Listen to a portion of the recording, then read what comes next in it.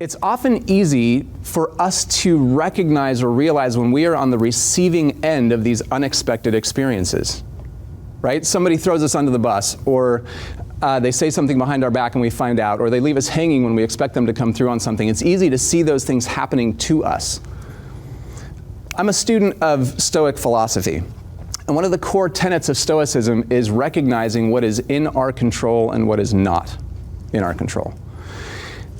As many of those unexpected experiences as we might have, there is nothing we can do about what happens to us, what other people, the experience other people create for us.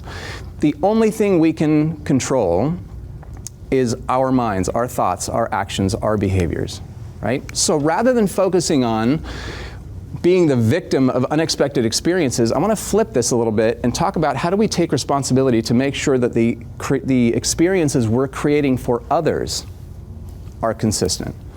How do we create experiences that are consistent and that meet the positive expectations they have of us based on who we are, what we value, and what we believe, right? I had a leader who did this extremely well. I want to take you back to when I was 17 years old. I found myself working behind the counter of a bagel shop, smearing veggie cream cheese on an onion bagel, or onion cream cheese on a plain bagel, or plain cream cheese on a cinnamon raisin bagel. I don't know, it all blended together, it was all the same, day in, day out. This was a go nowhere, minimum wage, job that was 30-minute drive from my house.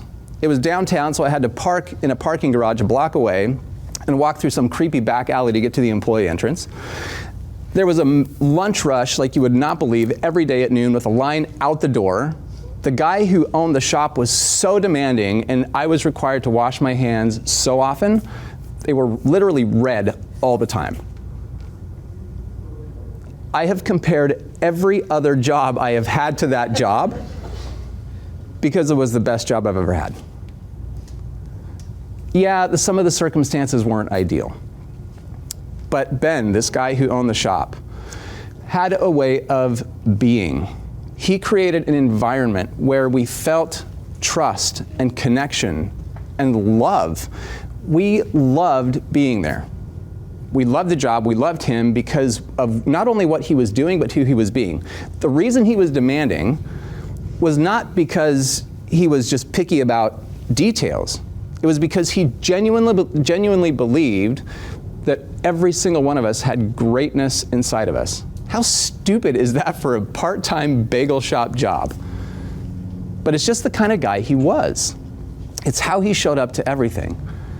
Who he was being made a huge difference. And every one of the people in my life who have had the biggest impact on me have practiced this art of being.